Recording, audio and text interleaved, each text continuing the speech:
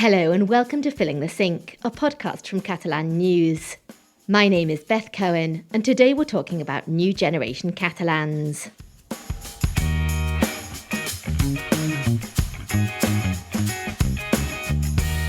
This week on Filling the Sink, we're exploring the life and social reality of young people with a migration background. Who are they? What challenges do they face? And how are they reshaping what it means to be Catalan today?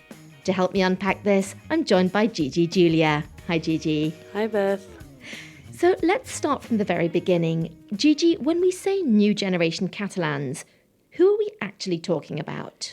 Yes, I think it's important to tackle that first. So, by saying new generation Catalans, we're referring to young people in Catalonia who have a migration background. And that could mean that they themselves migrated to Catalonia, or more often that one of their parents or even their grandparents did. So it's important to know that in this podcast, we're referring to young people that grew up and have spent most of their lives developing their identity in Catalonia. Okay, and how many people are we talking about exactly? Do you have any statistics? Yeah, so according to the European Commission, someone has a migration background if they were born abroad or have at least one parent who was. And in Barcelona today, that's a staggering 2/3 of the population. Wow, I did not expect that. Yeah, it's a very, very big number. And in fact, as of 2024, less than half of Barcelona's population, which is just 45% to be precise, was born here, and 26.4% of the population holds a non-Spanish passport. So just to give you an idea. It's a big number. I mean, of course, Catalonia has historically seen several different waves of migration. So there were two big waves in the 20th century, one in the 1910s and 20s, and another after the Second World War between 1950 until the end of the dictatorship in the 70s. These were mostly economic migrants from other parts of Spain, such as Andalusia and Extremadura. But the 21st century has seen more international migration, especially between 2000 and up to the financial crisis in 2008. And then again from 2016 onwards. All in all, more than 1.5 million people have come to Catalonia since the year 2000. Yes, so another really big number. And when we're looking at the history, it's no surprise that the concept of identity is becoming more hybrid, more layered. And that is what we are exploring now. To find out what it means to be a new generation Catalan, we spoke to two young men with different migration backgrounds, Mike and Moixin. Let's hear their perspectives.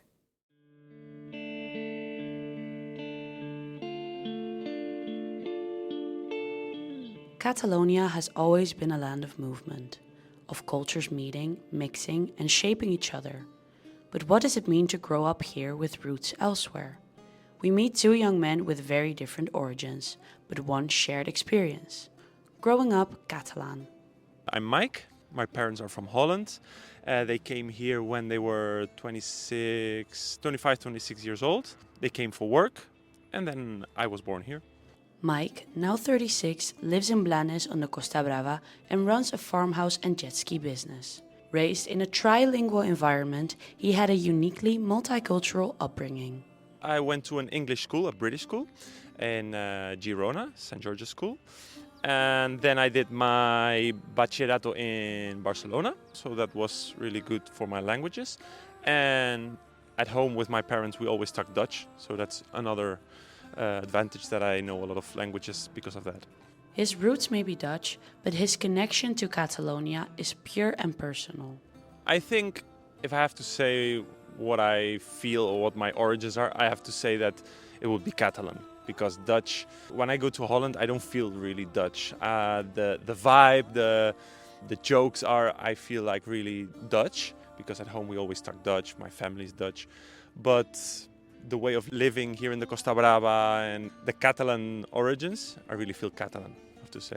Even though Mike is born and raised in Catalonia and feels Catalan, he still faces some obstacles in his day-to-day life that are linked to his Dutch heritage. Yes, I have to say that there is, not that's really like this, but like discrimination. Every time they see, okay, my appearance are Dutch, but I speak fluently Catalan. You wouldn't say that I'm Dutch. So in some places where you go, or for example, I was born here in Girona, but I've never made my Spanish residence. I have NIE, but I've never wanted to be Spanish. So I always have to say I have a NIE. And they always look a little bit like if you make a reservation or something, oh, you're a foreigner. So I have to say, not like racism that you're from extranjero, but yeah, there's like a little bit a daylight racism with that, yeah. Despite these small reminders that he's sometimes seen as an outsider, Mike has no doubt about where he belongs. Yeah, for sure my future lies here in Catalonia because I live here at the Costa Brava, Blanes, and it's also where I have my business. I have a farmhouse in Massanet de la Selva. So I'm really hooked to this lifestyle. I mean, the weather is amazing always. It's maybe 1 month a little bit cold here, and that's it. So all my friends are Catalan, all my people that I know here are Catalan, so I really love being here. I don't feel at home when I'm in Holland, for example. In contrast to Mike, 22-year-old Mohsin arrived in Catalonia when he was just a toddler. Hello, I'm Mohsin, and I'm originally from Morocco, but I lived all my life in Spain. I born in Meknes, in the north of Morocco. It's a city close to Fez. Growing up in Catalonia as a boy with Moroccan roots wasn't always easy. At the beginning was little harder, because I didn't know the language. I didn't know how to speak Catalan, how to make new friends, and I feel it little apart of the group of friends, But more when I get older, I get more social, I get more friends, and I feel better. I feel like these things in the youth age make me improve myself, like my social skills, my language, everything. And the young age, I remember I was in the school, it was birthday of someone, they start to send invitations to the people, and I was sitting, waiting, please, my invitation, please, and they never invite me, Always it was one birthday and they had the invitation, and I didn't get the invitation, and I was sad because, we were kids. If someone invites you, you're gonna be happy. And I wasn't happy, It's little sad, but when this invitation arrives to me one day, finally I was the happiest kid ever, Today, Mohsin carries both his Moroccan heritage and his Catalan upbringing with pride, fully owning all parts of his identity.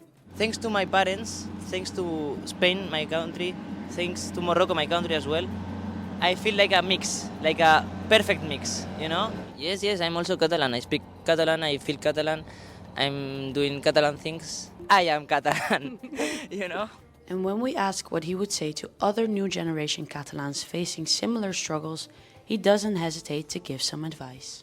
I'm gonna tell them, keep going. These things gonna make you feel like you can afford everything. You're gonna improve yourself. You're gonna make yourself stronger, mentality, and when sometimes you have bad experience, you never lose because you just teach yourself and you improve yourself, and that's make you person, and that's make you be better every day. Two stories of new generation Catalans, one who was born here and one who arrived when he was young. One raised with Dutch traditions in a Catalan seaside town, and the other one bridging Moroccan heritage and local friendships in the city of Barcelona. Both are part of the same evolving story. Young people shaping what it means to be Catalan, but on their own terms. Thank you, Gigi, for bringing us that report. Hearing Mike and Mohsin's stories really brings it to life. So let's zoom out on that word that we keep using, identity. How would you define it? Yeah, so identity is a very complex thing. In the simplest sense, it's about what makes you you. So that includes your background, your culture, the language you speak, what you eat, the music you like, and much more. Mm-hmm. In fact, according to the Cambridge Dictionary, identity is, and I quote, the fact of being or feeling that you are a particular type of person, organisation, etc. The qualities that make a person, organisation, etc. different from others. Okay, we're getting there, but it still sounds a bit vague, right? Yeah, it still sounds a bit vague. So sociologists often use different definitions of identity depending on what they are studying as well. So some talk about social identity, others talk about cultural, ethnic, or personal identity. And for young people with migration backgrounds, identity can become this mosaic, like part Catalan, part something else, and of course, like identity is fully personal. Now, what we're talking about is a relevant topic for both of us. Gigi, how do you feel that moving to Catalonia has affected your identity?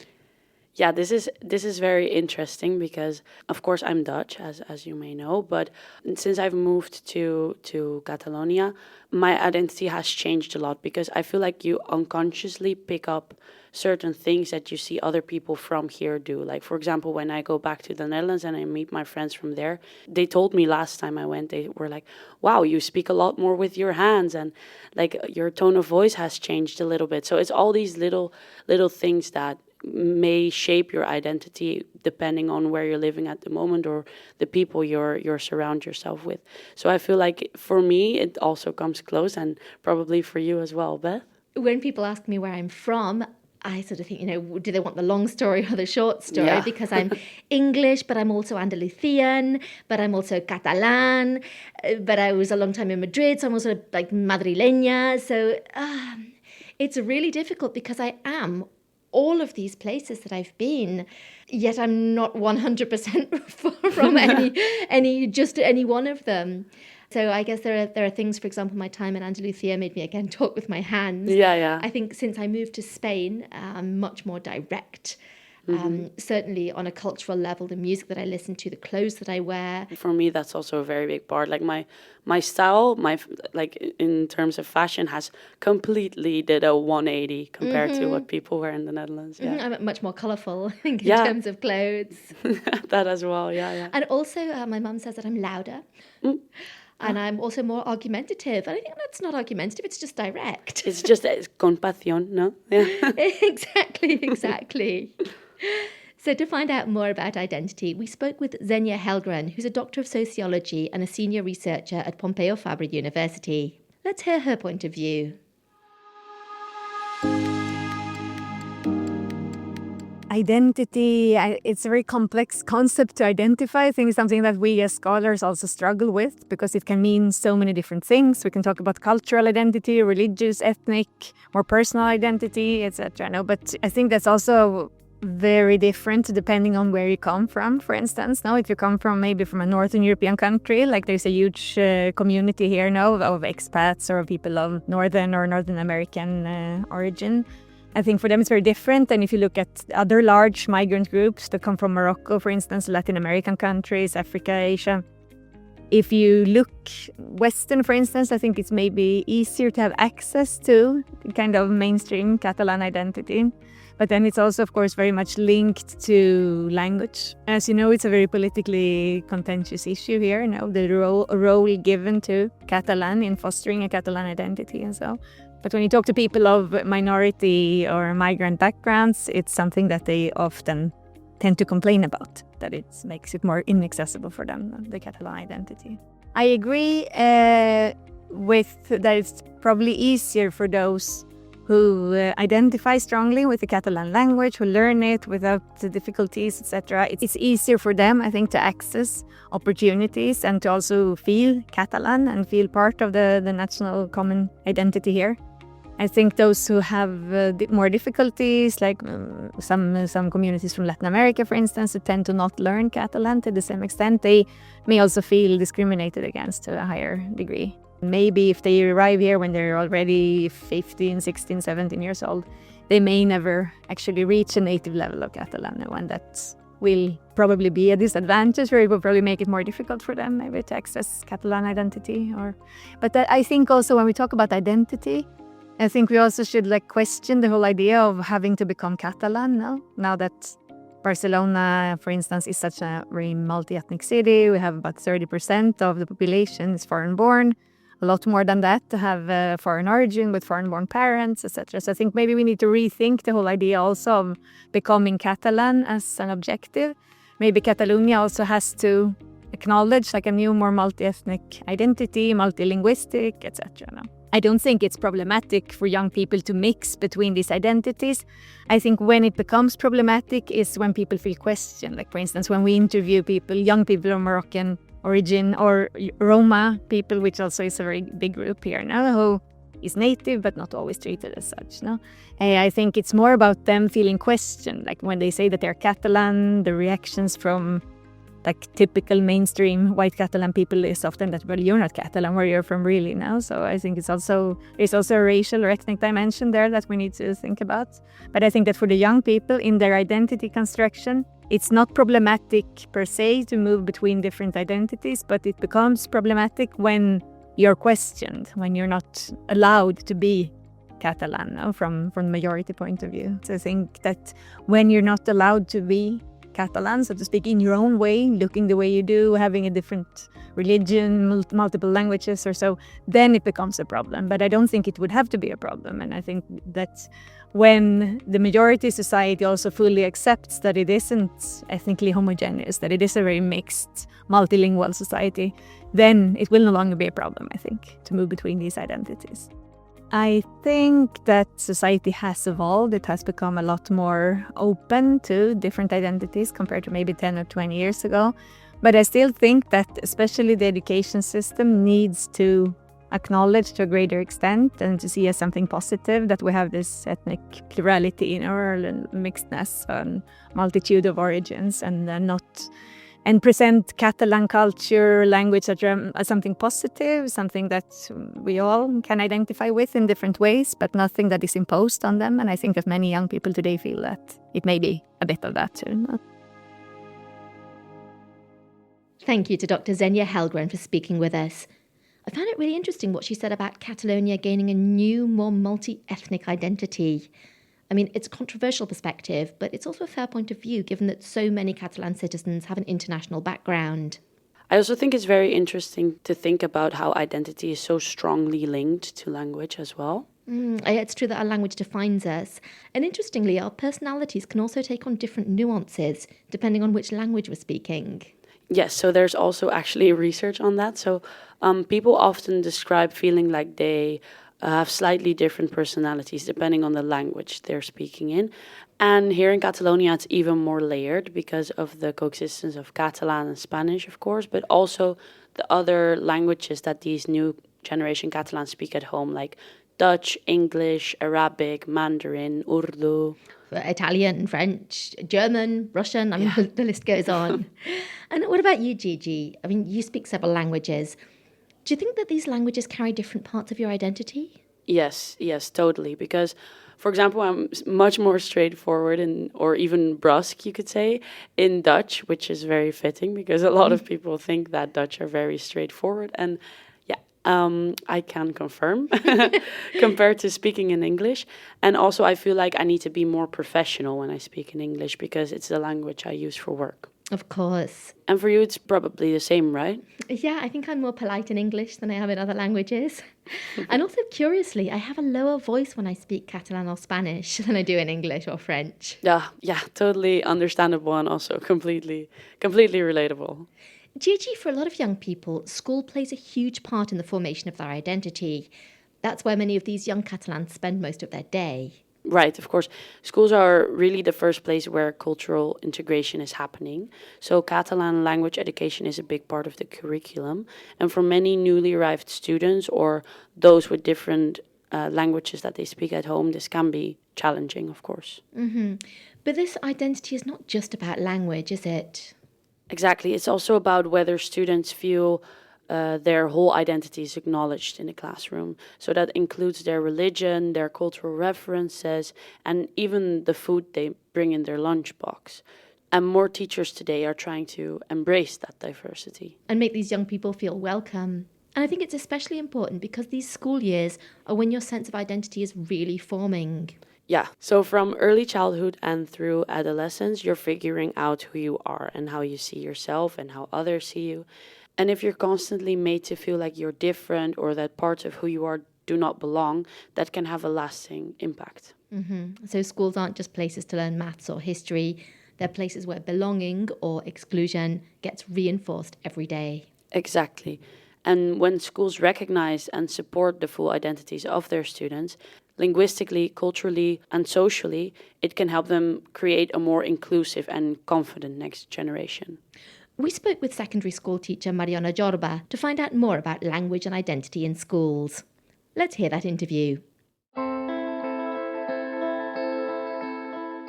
I'm teaching in Catalan all. Also, they have a Spanish teacher 2 hours a week. And also, I'm the English teacher that we are doing 3 hours a week only. All of the subjects are done in Catalan, like science, maths, physical education, all of them in Catalan. Catalan is the primary language of instruction in most public schools across Catalonia.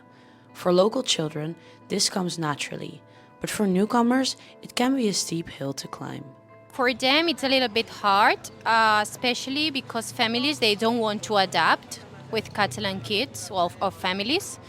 And referring to speaking, they are quite fast to learn the language. But referring to reading or writing, it's super, super hard for them. They have like a lot of problems, and it's hard. If your parents don't speak Catalan, it's hard for them to learn Catalan. Language acquisition starts at school, but it doesn't end there. For many students, learning Catalan is complicated by what happens or doesn't happen at home. The spoken language might come quickly through interaction and play, but literacy, reading and writing, is where many children with migrant backgrounds struggle most. Latin kids, for me, they are not adapting like 100%. Like with me, for example, with teachers, yes, they are doing the effort maybe to speak Catalan, but when they go out from school, they go with Latin groups.